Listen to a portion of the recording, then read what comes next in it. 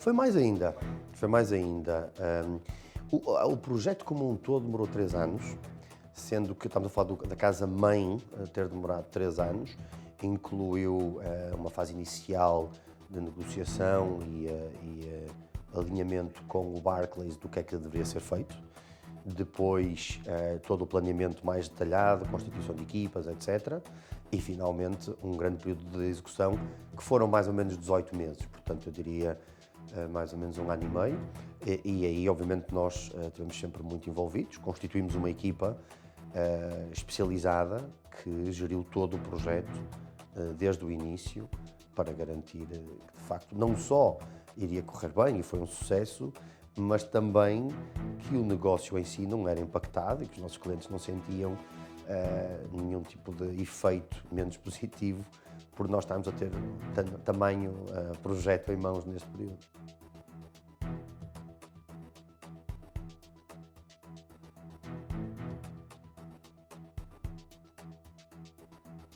Nós estávamos a trabalhar já muito, por exemplo, no tema da cultura organizacional. Eu julgo que as pessoas mais atentas, os nossos clientes em Moçambique, terão percebido que antes do banco se tornar ABSA, já estava a mudar a atitude.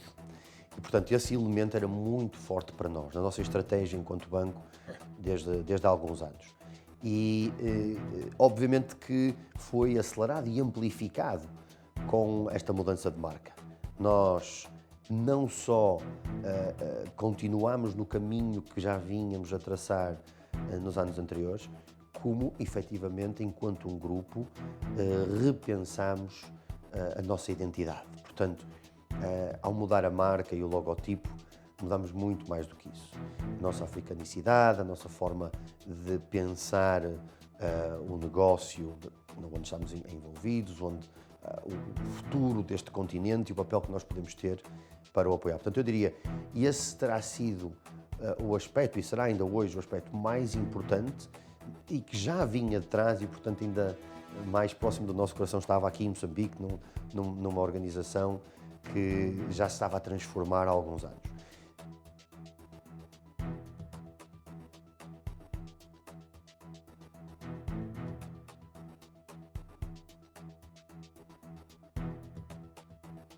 Sim, sem dúvida que 6 meses depois, ou menos do que isso até, de termos mudado de marca, estarmos no meio de uma pandemia não ajuda na consolidação de um projeto, uma marca, de uma identidade. Mas felizmente que tem sido um sucesso. Nós temos neste momento um nível de reconhecimento de marca muito elevado, superior às nossas expectativas quando há um ano atrás lançávamos a marca. Julgo que até existe, enfim, alguma percepção empírica, digamos assim, julgo que as pessoas de facto reconhecem isso, mas nós temos também, obviamente, os estudos que nos permitem quantificá-lo. A verdade é que, e pensando um pouco nessa lógica também do investimento que falava há pouco e da performance financeira, que no fundo pode ser, não talvez na totalidade, mas pelo menos parcialmente, o reflexo do sucesso da estratégia do banco e do lançamento da marca.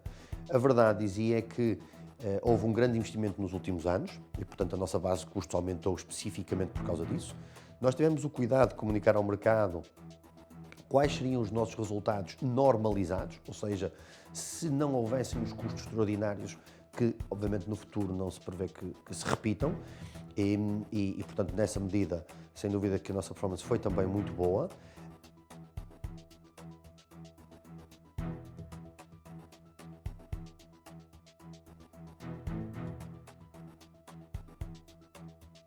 De facto, nós não deixamos de ser aquilo que, vamos chamar, no core sempre fomos. Nos últimos anos, este banco tornou-se um banco mais corporate e, nessa medida, continuamos a ter uma atividade muito forte nesse segmento. Apoiamos as grandes empresas, apoiamos o governo, trabalhamos ao nível das cadeias de valor e, portanto, com, enfim, diferentes dimensões empresariais, mas numa lógica muito corporate. A verdade é que temos agora as condições para podermos ambicionarmos sermos mais universais, sermos capazes de chegar mais longe no mercado de retalho, no mercado particular, nas PMEs e, portanto, podermos conseguir corresponder às expectativas e às necessidades enfim, de toda a população.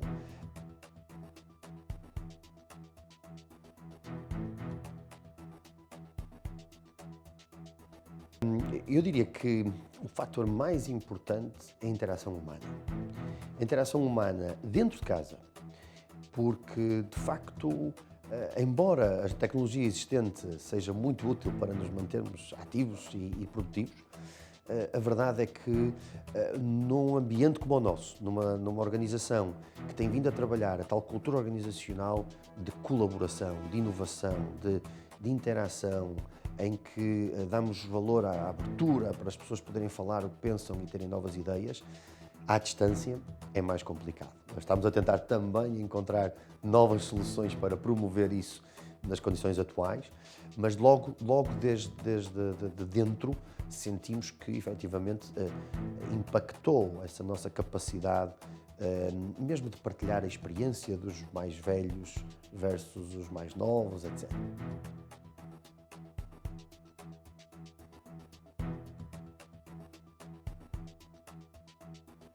Moçambique tem condições excepcionais na região. Já o sabíamos antes, mas pelas razões erradas, porque naturalmente ninguém queria uma crise como a que estamos a viver, faz com que ainda mais do que outros países na região, que não têm os mesmos argumentos. A verdade é que o projeto do gás natural, tudo aquilo que possa ser criado em torno disso, as cadeias de valor que poderão surgir daí, e eu diria também muito importante, a forma como a crise está a ser gerida. Nós não estamos a sofrer da mesma forma que alguns países na região, portanto, em termos de números de casos, em termos de saúde pública. Sem dúvida que era inevitável o impacto económico e o impacto social que estamos a ter, mas eu acredito que a partir do momento em que todo o mundo começa a sair desta pandemia, nós não tendo sido tão afetados, também estaremos mais capacitados para recuperar noutras áreas. E estou aqui a pensar o turismo, que pode estar rapidamente pronto para abrir as portas, ou mais rapidamente do que outros países, tipicamente visto como concorrência. A agricultura, onde o governo tem estado a fazer um grande investimento durante a pandemia para apoiar a produção local e, portanto, a ganhar uma força nesse setor, que não só vai apoiar a produção doméstica e o consumo doméstico, que é muito importante numa altura de fronteiras fechadas, mas também potenciar a exportação e um papel diferente no pós-crise.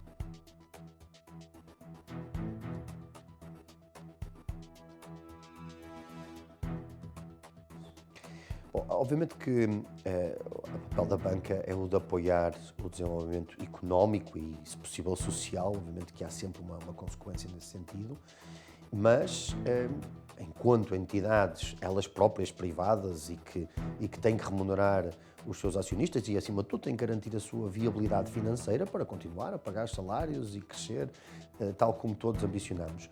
Tem que o fazer de uma forma que julgue que é viável. E essa forma, tipicamente, é medida pelo risco e o retorno das operações. Portanto, haverão projetos que podem ser financiados em determinadas condições e, sempre que possível, queremos e teremos que desempenhar o nosso papel. Naturalmente que depois a banca e cada um dos bancos, e certamente nós, como sabe, com capacidades e equipas técnicas muito fortes na área corporate, julgamos uma vantagem também nessa área em termos de estruturação, em termos de encontrar as melhores soluções. Porque o mesmo projeto pode ser financiável de uma maneira, mas não financiável de outra. Portanto, eu julgo que isso é importante. Naturalmente que é um trabalho que tem que ser feito, enfim, por todo o sistema financeiro, pelo governo, por todos os parceiros, porque existem condições que vão para além, quer da iniciativa privada, quer da forma como os bancos podem ajudar, nomeadamente nas condições de infraestrutura disponível, etc. Mas não nos podemos aliar do nosso papel. E diria até que, mais do que sermos agentes reativos àquilo que o mercado possa procurar, temos que ser agentes proativos para também termos uma palavra a dizer na forma como estes mercados se desenvolvem. E, portanto, nós temos equipas especializadas no oil and gas, na agricultura, etc., que falam constantemente com os principais players destes setores para tentar trocar ideias e perceber como se pode continuar a desenvolver o setor e como é que a banca pode ajudar. Portanto, com um papel proativo a encontrar formas de todos trabalharmos nesse sentido. Por vezes precisa-se de planeamento para chegar lá e, portanto, essa proatividade é muito importante.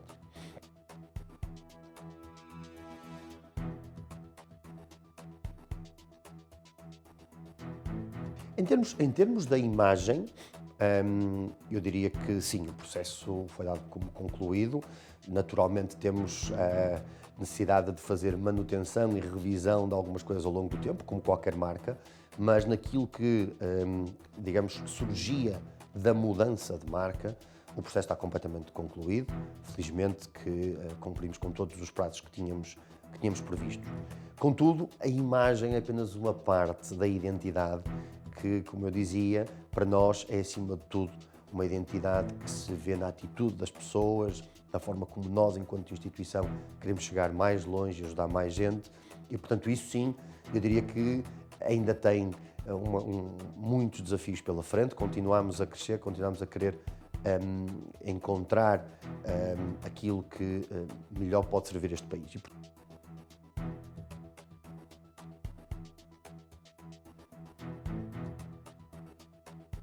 Não, ainda não está operacional. Obviamente, nós enquanto banco operador e também acionista, como todos os outros bancos são, vamos acompanhando este processo.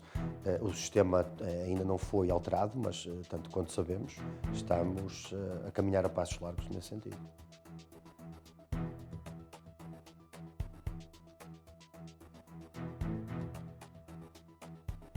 Eu julgo que as empresas todas vão ter impactos nos seus resultados muito maiores do que, por exemplo, estamos a ver a queda do PIB no país em que operem. Portanto, de facto, os impactos vão ser maiores.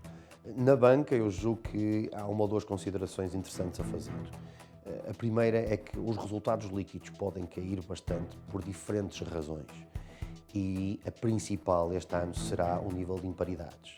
Imparidades de crédito que decorrem não tanto necessariamente do incumprimento efetivo dos seus clientes, e nós não estamos a ver isso, portanto, da nossa parte, sem dúvida que não será, mas as imparidades devidas à circunstância. Portanto, o ambiente macroeconómico justifica um conservadorismo nessa matéria e constituição de provisões que possam ser utilizadas se materializar o pior, digamos assim. E, portanto, as próprias regras contabilísticas hoje em dia já o exigem. Depois, naturalmente, os bancos são entidades reguladas que têm que ter cuidado na forma como gerem o seu balanço e a sua posição de capital, portanto, têm que ser conservadores. Portanto, eu diria que em 2020 o principal fenómeno a observar será um aumento muito significativo da linha de imparidades em todos os bancos e depois há que perceber, obviamente, enfim, a linha de custos poderá também ter sido impactada. Eu julgo que toda a gente teve que investir bastante ao início para se adaptar a esta nova situação. Poderá haver ali algumas variações, mas acima de tudo eu diria temos que olhar à linha de proveitos, perceber se o volume de negócios se manteve, se a carteira de crédito aumentou, se a carteira de depósitos aumentou, se o número de clientes aumentou e se com isso realmente temos uma indicação do que é que vão ser os próximos anos. Porque em termos dos resultados, por essas razões que eu apresentava, naturalmente eu acho que vão haver quedas muito significativas em todo o sistema.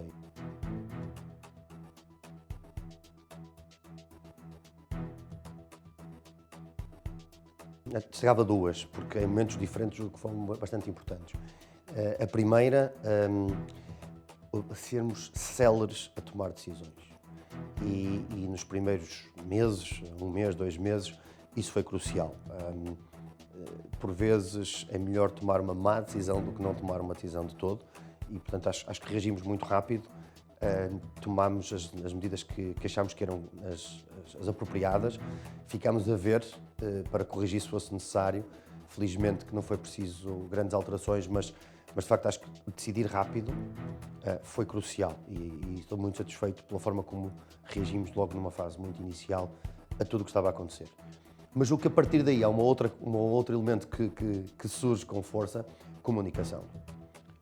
O estarmos distantes fisicamente, obviamente, prejudica um pouco isso.